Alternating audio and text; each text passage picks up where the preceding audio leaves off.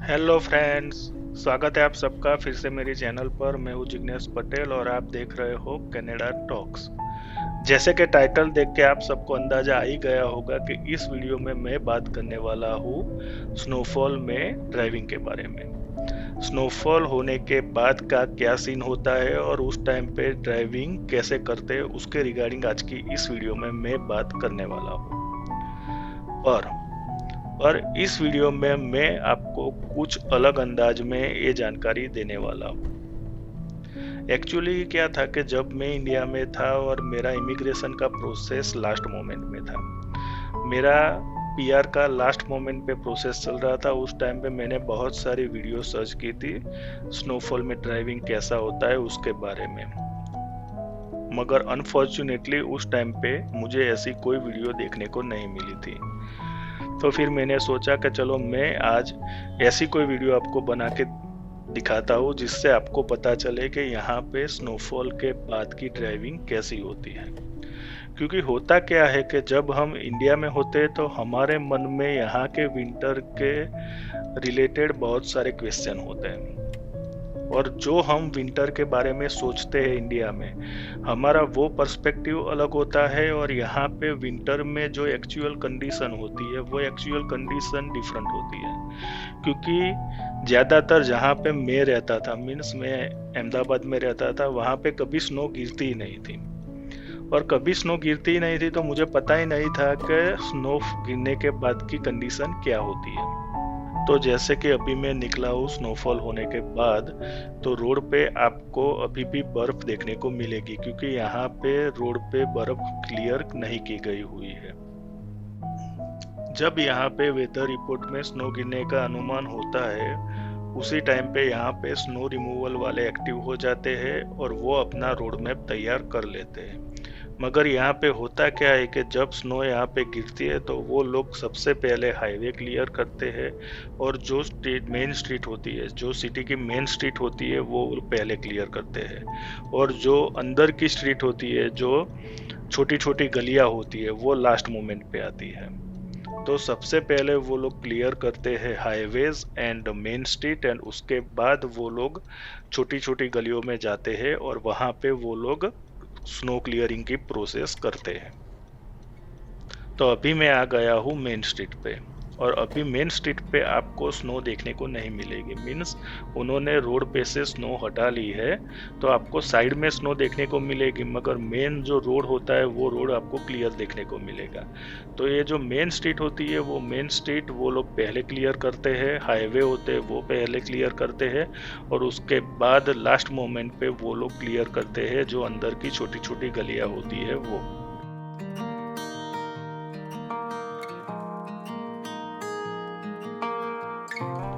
तो अभी हम आ गए हैं एक प्राइवेट कंपनी के पार्किंग लॉट में, और यहाँ पे रात को स्नोफॉल होने के बाद स्नो रिमूवल की कोई भी प्रोसेस नहीं की गई हुई है। तो आपको यहाँ पे हर जगह पे वाइट वाइट देखने को मिलेगा। न तो आपको रोड दिखाई देगा, न तो आपको पार्किंग एरिया दिखाई देगा, और न तो आपको पाथवे दिखाई देगा। यहाँ आपको अंदाजे से ही चलना है। अगर आप डेली आते हो तो आपको पता है कि रोड है या फिर ये पार्किंग एरिया है या फिर ये पाथवे है। मगर आप नए हो और नए एरिया में जा रहे हो जहाँ पे आपको पता नहीं है, तो वहाँ पे प्रॉब्लम हो सकती है। अब मैं आपको यहाँ पे एक इंटरेस्टिंग बात बताता हूँ। जब मैं इंडिया में था उस टाइम पे मेरे दिमाग में विंटर को लेकर कुछ अलग ही धारणाएं थी, क्योंकि मैंने स्नोफॉल और स्नो खाली फिल्मों में देखा था, और जो भी स्नोफॉल के सीन देखे थे वो या तो फिर टीवी या मूवीज़ में देखे थे, जिसमें यूरोप में स्विट्ज़रलैंड, लंदन या फिर रसिया के कोई खूबसूरत लोकेशन पर, या तो फिर कश्मीर और हिमाचल प्रदेश की खूबसूरत वादियों में शूट किए हुए सीन। और मैं ठहरा गर्म प्रदेश वाला आदमी, जहाँ पर 46-47 डिग्री तक का टेम्परेचर होता था समर में, और विंटर में जब 6 या 7 डिग्री का तापमान होता था तो वो भी हमें बहुत ज़्यादा ठंड पड़ रही है ऐसा मानते थे। पर यहाँ पर तो सीन कुछ अलग ही है। यहाँ पर विंटर में मुश्किल से कोई दिन टेम्परेचर प्लस में होते हैं। प्लस में मीन्स 1 या 2 डिग्री सेल्सियस, और वो भी जब यहाँ पे स्नो गिरती है उस टाइम पर।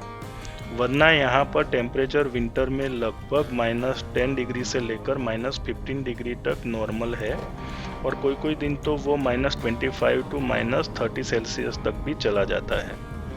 पर यहाँ पर -7 या -8 डिग्री में उतना ठंड नहीं लगता है जितना ठंड हमें 7 या 8 डिग्री सेल्सियस का तापमान जब इंडिया में होता था विंटर में डाउन, उस टाइम पे लगती थी।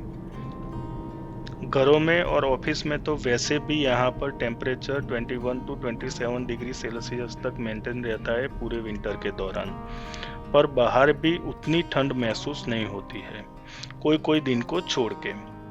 अब या तो फिर आप ऐसा समझ ले कि यहाँ पर आकर हमारी बॉडी यहाँ के वातावरण के साथ अनुकूलन साध लेती है, या फिर यहाँ पे ठंड ही ऐसी पड़ती है।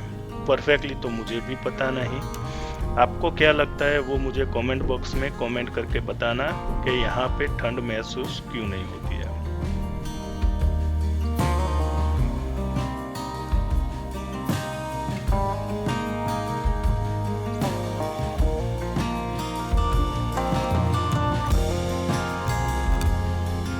तो अब बात करते हैं विंटर में स्नोफॉल के बाद होने वाले प्रॉब्लम के बारे में। तो जैसे कि आप अभी देख रहे हो, यहाँ पे स्नोफॉल के बाद रोड पे कीचड़ बहुत हो जाता है और गाड़ी भी यहाँ पे स्लिप मारती है जब रोड पे बर्फ हो तो। और यहाँ पे ब्लैक आइस का भी आपको ध्यान रखना पड़ता है। अब आप सोचोगे ब्लैक आइस क्या होता है, तो जैसे कि अभी आप रोड पे देख रहे हो, यहाँ पे ब्लैक आइस फॉर्मेशन हुआ है। जब ब्लैक आइस फॉर्मेशन कैसे होता है कि जब रोड के ऊपर हैवी व्हीकल जाते हैं तो टायर की गर्मी से बर्फ़ पिघल जाती है, मगर माइनस में टेम्परेचर होने के कारण पिघली हुई बर्फ़ फिर से जमना स्टार्ट हो जाती है, जिससे रोड पे हल्की सी परत बन जाती है और उसको बोलते हैं ब्लैक आइस फॉर्मेशन। अब ये ब्लैक आइस फॉर्मेशन प्रॉब्लमेटिक क्यों है? अगर बर्फ पड़ी होती है ना तो उसमें प्रॉब्लम नहीं होता है, मगर ब्लैक आइस का फॉर्मेशन होता है ना तो वहाँ पे गाड़ी के स्लिप होने के चांसेस बढ़ जाते हैं। अब मैं आपको यहाँ पे एक ब्लैक आइस का लाइव एग्जांपल बताता हूँ। ये जो मेरे आगे जो ट्रक है ना, उसके आगे एक और ट्रक है जो सेमी ट्रेलर है, वो ब्लैक आइस के कारण यहाँ पे स्कीड हो गई है, जिसके कारण यहाँ पे वो बीच रास्ते पे खड़ी हो गई है। तो ये जो दूसरी ट्रक है वो साइड में से निकल रही है।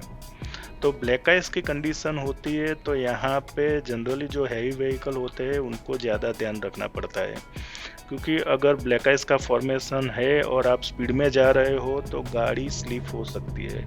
अगर छोटी गाड़ी है तो प्रॉब्लम नहीं है, अगर बड़ी सी ट्रक है तो वो पलट जाने का भी चांसेस रहता है। अब विंटर का और एक प्रॉब्लम, विंटर में यहाँ पर दिन जल्दी ख़त्म हो जाता है। अभी बजे है शाम के 4 और अभी से अंधेरा होना शुरू हो गया है। विंटर में यहाँ पर दिन छोटे होते हैं। अब आप मान लो कि आपका जॉब का टाइम सुबह के 8 से शाम के 4 बजे तक का है, तो जब आप जॉब पर जाओगे उस टाइम पे भी हल्का सा अंधेरा होगा और जब आप जॉब से रिटर्न आओगे उस टाइम भी अंधेरा होगा। इसीलिए यहाँ पर जो नेटिव कैनेडियन है उनको यहाँ पे विंटर पसंद नहीं है, और जो लोग यहाँ पर अकेले रहते हैं वो लोग यहाँ पर विंटर में डिप्रेशन का शिकार हो जाते हैं। और यहाँ पर विंटर में डिप्रेशन के सबसे ज़्यादा केस आपको देखने को मिलेंगे। अभी बजे है शाम के 6:30 और अभी यहाँ पर पूरी तरह से अंधेरा हो गया है। और जब रात होती है तो यहाँ पर स्नोफॉल के बाद कैसा मंजर देखने को मिलता है वो मैं आपको बताता हूँ।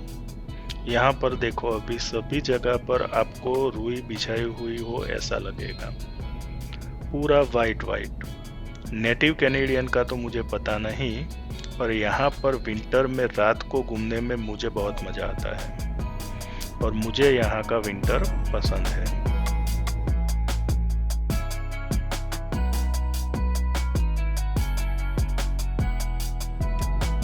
तो दोस्तों, ये थी मेरी कनाडा में इस सीज़न की पहली स्नोफॉल के बाद की ड्राइविंग की वीडियो। ये वीडियो आपको कैसी लगी वो मुझे कमेंट बॉक्स में कमेंट करके ज़रूर बताना। वीडियो पसंद आई हो तो इसको लाइक भी कर देना और अपने फ्रेंड्स के साथ शेयर भी करना। अब फिर मिलेंगे नए वीडियो में नए टॉपिक के साथ। तब तक के लिए आप सभी को जय हिंद, वंदे मातरम। आपका दिन शुभ रहे।